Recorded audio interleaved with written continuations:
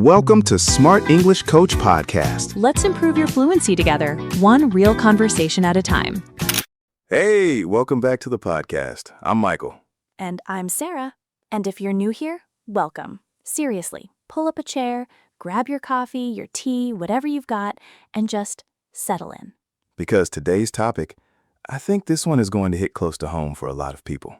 Yeah, today we're talking about confidence. Confidence. The thing that some people seem to just have, like they were born with it, and other people spend their entire lives trying to figure out. Okay, so before we even start, I have to be honest. When I was younger, I genuinely believed that confidence was a personality trait. Like you either had it or you didn't. Oh, completely.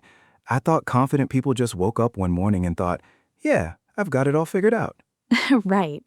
Like confidence just falls from the sky and lands on certain lucky people.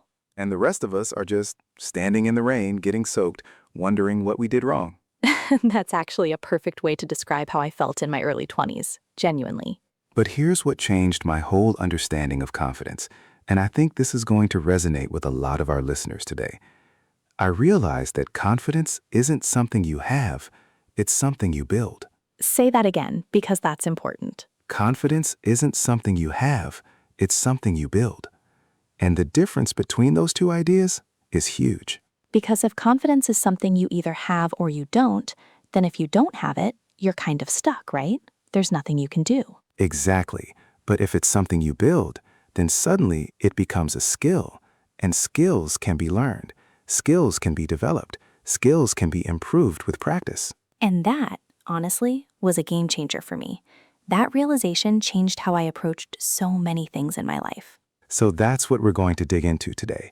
We're going to talk about what confidence actually is, where it comes from, why people lose it, and most importantly, how to build it in real life, not just in theory. And we're going to do it the way we always do, through real stories, real examples, and real conversations. No fluff, no motivational posters, just honest, natural English. Let's get into it. Okay, so Michael, let's start with a question that I think a lot of people secretly wonder about. What is confidence really? Like, when you see a confident person, what are you actually seeing? That's a great question, because I think we often confuse confidence with something else. We see someone who's loud, outgoing, very talkative, always in the center of the room, and we think, wow, that person is so confident. Right, the life of the party type. Exactly. But here's the thing. Being loud and outgoing is a personality trait. That's called extroversion. And extroverted people aren't necessarily confident. They might be entertaining and social, but inside they might be absolutely terrified of failure or judgment. Oh, that's such a good point. I've met people who can hold a room, who are funny and charming, but the second you scratch the surface, they're just as insecure as anyone else. Completely. So if confidence isn't about being loud or outgoing, what is it? Okay, you're asking me now? Yeah, I'm turning it around on you. Okay, fine. I think confidence it's trusting yourself, like genuinely believing that you can handle what comes your way. Yes, and I love that definition. Self-trust. That's at the core of real confidence. It's not about having no fear. It's not about being fearless. It's about trusting yourself despite the fear. And that sounds simple, but it's actually really deep when you think about it. It is, because self-trust comes from evidence. It comes from your personal history. Every time you did something difficult, every time you pushed through something uncomfortable, that's evidence that you can handle hard things. So confidence is almost like a memory of your own strength. Oh, that's beautifully said. A memory of your own strength. Write that down, everyone. I should start charging for these moments. But here's where it gets interesting. And I think this is where a lot of people get stuck. They know they've done hard things in the past, but when a new challenge comes along, they forget all of that. It's like their brain just wipes the record clean. Oh my goodness, that is so relatable. Why does that happen? It's called negativity bias. Our brains, by design, pay more attention to negative experiences than positive ones. It's an evolutionary thing. Back in the day, remembering the dangerous thing, the lion, the bad berry, the threatening stranger, was more important for survival than remembering the good stuff. So our brains are literally wired to focus on what went wrong rather than what went right. Exactly. Which means we have to consciously train ourselves to remember our wins. Our brains won't do it automatically. That explains so much. Like, I could have a really good week at work, and then one person gives me slightly critical feedback, and suddenly that's the only thing I'm thinking about. One critical comment can wipe out 10 compliments in your memory, just like that. Which is wild and deeply unfair, honestly. It really is. But knowing why it happens makes it a little easier to fight back against it. So what do we do about it? One of the simplest and most powerful things you can do is keep what I call a wins journal. Just a small notebook or notes app where you write down things that went well, things you're proud of, moments where you handled something difficult, evidence that you can trust yourself. And then on the days when your confidence is low, you go back and read it. Exactly. You remind yourself of your own track record. I love that because we're all so quick to keep a mental list of our failures and embarrassing moments. We replay those over and over. Oh, the highlight reel of our worst moments, 3 a.m, eyes wide open. Why did I say that thing at that party 6 years ago? Exactly. So if we're going to keep a mental record, let's make sure we're also recording the good stuff. Okay, I want to go back to something you said earlier about how confidence is built through doing hard things. Because I think some people hear that and they think, okay, so I need to do something huge. I need to jump out of a plane or give a speech to 1,000 people. Right, and that can feel so overwhelming that they just don't do anything. Exactly. So does confidence require big dramatic actions or can it be built through small things? Small things, absolutely small things. And I want to be really clear about this because I think it's one of the most misunderstood ideas in the whole conversation around confidence. Okay, walk us through it. So think of confidence like a muscle, and a muscle isn't built in one session at the gym. You don't go in once, lift a huge weight, and come out strong, right? Right, you'd probably hurt yourself, actually. You'd pull something, definitely. Instead, you go regularly. You start with what you can handle.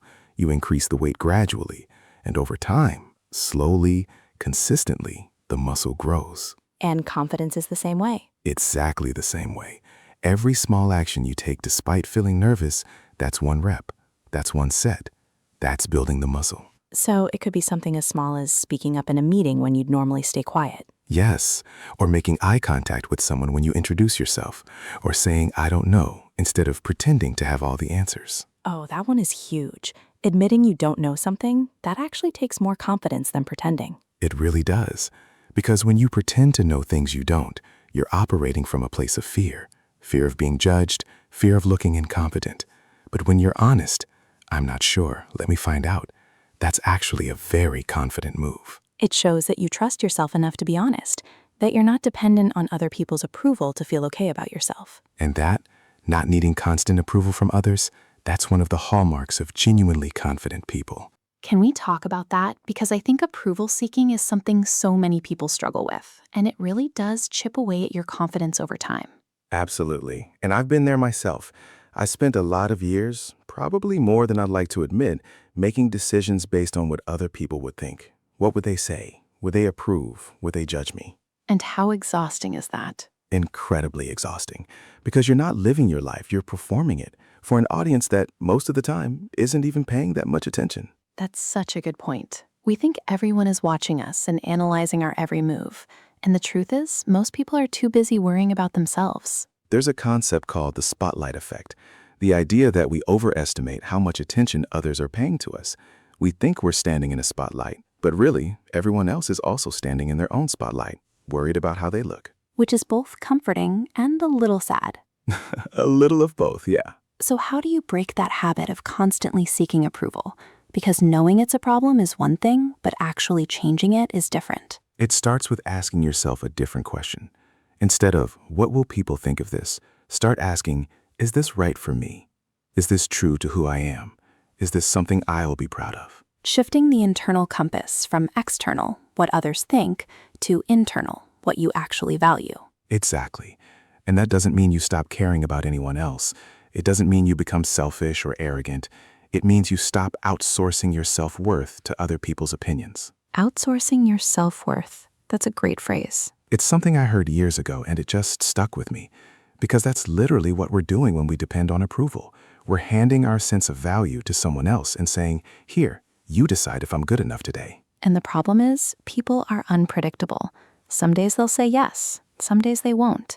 And your confidence becomes this roller coaster tied to what other people happen to feel on any given day. Which is completely unsustainable. Real, stable confidence has to be self-sourced. It has to come from within. Okay, quick note for our listeners.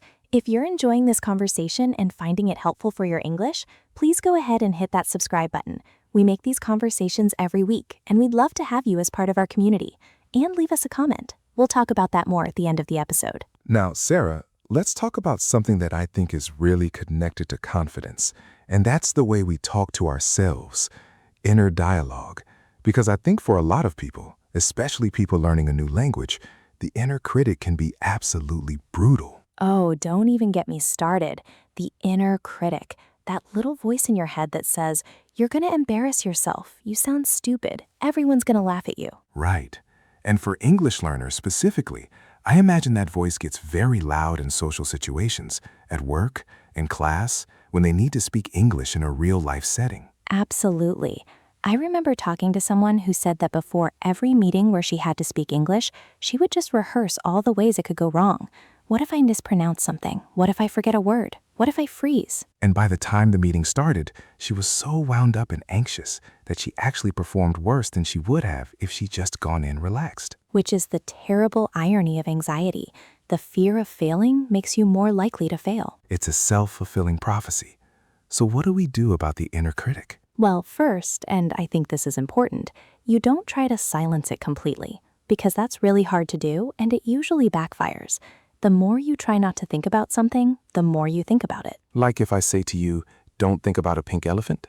Now I'm thinking about a pink elephant. Exactly. So instead of fighting the inner critic, you sort of talk back to it. You notice it, you acknowledge it. I see you, I hear you, and I'm going to do this anyway. You separate yourself from the voice, because that inner critic isn't you. It's a scared part of you that's trying to protect you from discomfort. And you can appreciate the intention. It's trying to keep you safe, while still choosing to move forward anyway. That actually makes me feel more compassionate toward that voice, which is kind of unexpected. It's called cognitive diffusion. It's a concept from acceptance and commitment therapy. And the basic idea is that you don't have to believe every thought you have. Thoughts are just thoughts. They're not facts. So, I'm going to embarrass myself is just a thought. It's not necessarily true. Right. And once you can see it as just a thought, not a prediction, not a truth, just a mental event, it starts to lose its power over you. Let's talk about body language, because I think this is something that's often overlooked when people talk about confidence.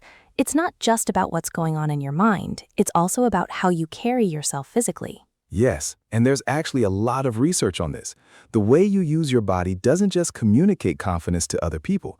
It actually feeds back into how you feel internally. So the physical affects the mental. Exactly. It's a two-way street.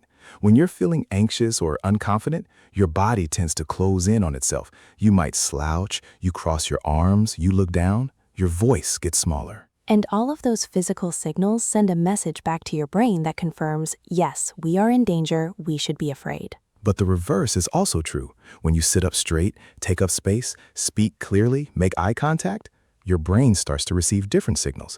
Okay, we're calm, we've got this. It's like you can almost trick yourself into feeling more confident. Not trick, prime. You're priming your nervous system for a different state, and it works surprisingly quickly. So before a big meeting, before a job interview, before giving a presentation in English, you could actually take a few minutes to adjust your physical posture, and it would have a real effect. Absolutely. Stand tall. Take a few slow, deep breaths. Breathe out longer than you breathe in. That activates the part of your nervous system that calms you down. And just move your body a little. Shake out the tension. It sounds simple, but simple things are often the most powerful. And the most underrated. Okay, I want to touch on something that I think affects a lot of English learners specifically, and that's the fear of making mistakes. Because for so many people, this fear of getting it wrong is what holds them back from actually speaking. Oh, this is such an important one. And I feel strongly about it because I think the traditional way many people learn language actually creates this fear. What do you mean? Well, in school, in traditional classrooms, mistakes are usually punished. You write something wrong, you get a red mark. You say something incorrectly, the teacher corrects you in front of the class. And over time, that creates a deeply ingrained belief that mistakes are bad, that getting it wrong means you're not good enough. And then people carry that belief into their adult language learning, and every time they want to speak, that old fear kicks in. But here's the reality, and I really want our listeners to hear this. Mistakes are not the opposite of learning. They are the vehicle of learning. Say that again, please. Mistakes are not the opposite of learning. They are the vehicle of learning. You cannot acquire a language without making mistakes. It is literally not possible. Every single fluent English speaker made thousands, maybe tens of thousands, of mistakes on their way to fluency. And most native speakers don't even notice the mistakes of non-native speakers as much as the non-native speakers think they do. Exactly. Most native speakers are just trying to understand what you mean. They're not sitting there with the clipboard marking down every error. And even if they do notice, they usually respect the effort because learning a language is hard, and most people know that. So the energy that people spend on being afraid of mistakes, that energy is so much better spent on just speaking more. The more you speak, the better you get. It's that simple. Progress through action, not through perfection. Perfectly said. Michael, I want to bring up something that I think is the elephant in the room for a lot of people, and that's the idea of imposter syndrome, because I think it's deeply connected to confidence and it affects so many people. Imposter syndrome, yes. Okay, let's define this for our listeners because it's a term that gets thrown around a lot. So, imposter syndrome is basically this feeling, this persistent nagging feeling that you don't really deserve your success, that you've somehow fooled everyone into thinking you're competent or smart or capable, and it's only a matter of time before someone figures out the truth.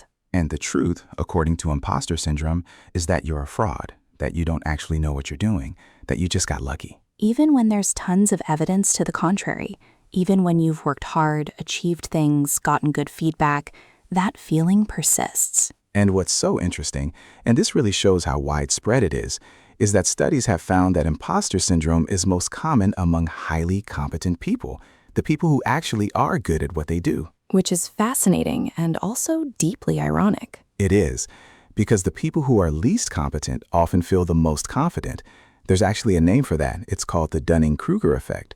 And the people who are most competent often feel the least confident because they're aware enough to see how much they still have to learn. So a little self-doubt is almost a sign of intelligence. In some ways, yes, but only a little, because too much self-doubt becomes paralyzing. So how do you manage imposter syndrome without letting it stop you? First, you name it. You recognize it. Oh, that's imposter syndrome. There it is again. Just labeling it takes away some of its power. And then? Then you look at the evidence, not the feelings, the actual evidence. Write down your qualifications, your experience, your achievements. Not to brag, just to remind yourself that there are reasons why you are where you are. Because feelings, when they're strong, can feel like facts, but they're not. Feelings are not facts. That might be the most important thing I say today. Okay, before we wrap up, I really want to talk about something practical, because we've covered a lot of ideas today. Beautiful, important ideas. But I also want people to leave with something concrete, something they can actually do starting today. I love that. Let's do it. So, what's your number one practical piece of advice for someone who wants to build more confidence?